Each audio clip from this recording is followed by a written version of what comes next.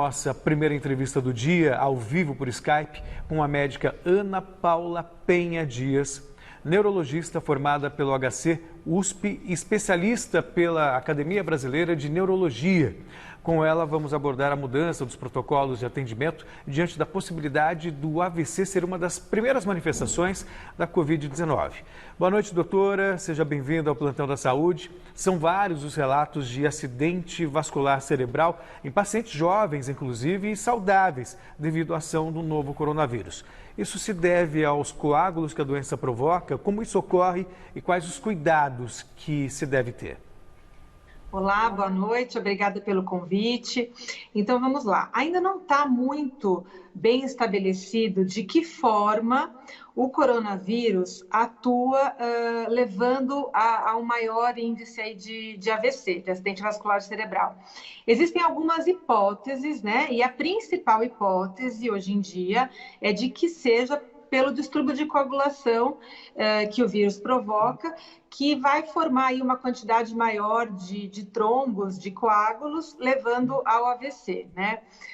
O que está acontecendo é que alguns pacientes, não só no Brasil, mas no mundo todo, têm apresentado o AVC como primeira manifestação da Covid. Então, o que tem mudado aí na rotina do atendimento ao AVC é que todo AVC, a partir do momento em que a gente está diante dessa pandemia, todo AVC ele passou a ser visto como potencial Covid, tá? Então, no momento em que nós temos um paciente com um AVC, além de toda a investigação que a gente faz, clínica, neurológica, por conta, né, do quadro vascular cerebral, a gente também faz uma busca ativa e pergunta sobre vários sintomas, pergunta se o paciente teve contato com alguém que tem o vírus, né? E também a maioria dos hospitais tem incluído a tomografia de tórax. No momento em que o paciente com AVC ele já vai fazer a tomografia de crânio, a maioria dos lugares já tem estendido essa tomografia para também uma tomografia de tórax, né? Isso foi feito primeiramente lá na Espanha, onde eles tiveram um índice, começaram a observar esse índice maior de AVCs durante a pandemia, né? E aqui no Brasil, alguns centros também já têm feito essa mudança aí de protocolo. Doutora Ana Paula, como que a pessoa pode saber, né, se ela está com algum início de AVC? Porque hoje em dia a gente não quer sair de casa para nada, né? E às vezes a pessoa sente um formigamento na mão, aí acha que dormiu de mau jeito. Então tem algum sintoma que a pessoa possa saber, ficar esperto, tá prestando atenção? E a senhora acha que a Covid-19 então tem que deixar de ser tratada como uma doença respiratória para passar a ser também tratada como uma doença que trata de isquemias?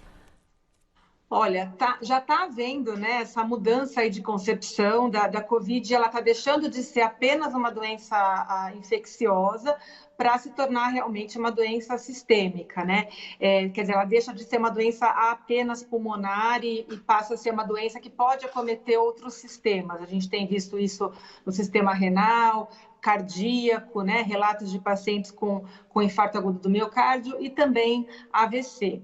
O que tem acontecido é que muitos pacientes estão demorando muito para procurar assistência no hospital. E isso tem sido muito prejudicial, porque nós temos uma medicação aprovada no Brasil desde 2012, que é o trombolítico, né? Que ele tem que ser feito em até 4 horas e meia do início dos sintomas, do início do déficit neurológico. E se o paciente demora mais do que 4 horas e meia para dar entrada no serviço de emergência, ele perde essa possibilidade. Essa medicação é uma medicação que ela pode conseguir reverter os sintomas do AVC, diminuindo sequela, diminuindo morbidade e mortalidade. Então, é muito importante que no primeiro sinal sugestivo de AVC, você procure imediatamente o serviço de saúde ou você ligue o SAMU 192, né? O serviço de ambulância, né, de atendimento médico de urgência, o SAMU, ele está preparado para atender os casos suspeitos de AVC agudo e levar o paciente para um centro especializado em AVC. O que tem acontecido? Aí você me perguntou quais são os sintomas, né? Quais são os sinais? É importante a gente lembrar que vários sinais podem significar aí um AVC, um potencial AVC. Mas a gente tem, de uma forma geral, uma escala que é usada no mundo todo, que é uma escala de avaliação pré-hospitalar do AVC, que é a escala de Cincinnati. Essa escala, ela compreende 3 sinais, tá? O primeiro sinal, e a gente costuma falar, se você tiver um desses 3 sinais alterados, você deve imediatamente procurar o hospital, você pode estar tendo um AVC. O primeiro sinal, você dá um sorriso, você tenta sorrir, e se a boca entortar para um dos lados, você pode estar diante de um AVC. O segundo sinal é você tentar elevar os braços. E caso você não consiga elevar um dos braços, você também tem um potencial AVC aí. O terceiro sinal, você tenta falar uma frase, repetir uma frase qualquer. Se você, ao repetir a frase, ficar com dificuldade para falar, não encontrar as palavras, você também pode estar com problema. Se eu tiver um desses 3 sinais alterados, eu tenho uma chance de mais de 70% de estar diante de um AVC. E se eu tiver 2 desses 3 sinais, ou 3 desses 3 sinais, eu vou aumentando aí o risco de estar diante de um AVC. É claro que não são só esses os sinais. Como você disse, formigamento numa parte do corpo pode ser um AVC, dificuldade visual pode ser um AVC, de equilíbrio, mas de forma geral esses 3 sinais eles são bastante sensíveis. Doutora, eu tenho lido e tenho ouvido também de alguns colegas seus a respeito de alguns casos, por exemplo, de pessoas que tiveram um AVC e foram detectados no hospital, diagnosticados no hospital, o caso da Covid, ou seja, eles não tinham sintomas da Covid e manifestaram um AVC por causa da Covid. Claro, a gente está falando de um vírus que é novidade, inclusive para a comunidade médica, mas como, de repente, a pessoa pode estar mais alerta para não desenvolver um caso de AVC estando com a Covid e não manifestando sintomas?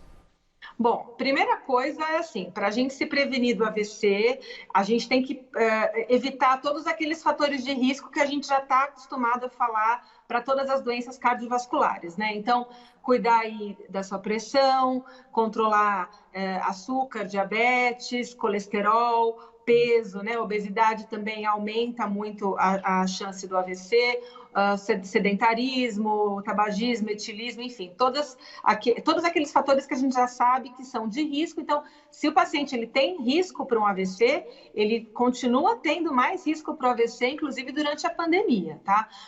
A coisa específica da Covid é que lá em Nova York, eles publicaram num jornal de grande impacto 5 casos que foram observados entre final de março e começo de abril de AVCs em pessoas com menos de 50 anos, tá? E desses 5 pacientes, os 5 foram confirmados com Covid, tá? Durante a internação. Só que um não tinha nenhuma manifestação clínica de Covid, coriza, nada, e o outro só tinha um contactante aí familiar. Mas nenhum sintoma de Covid. Os outros tinham algum sintoma leve.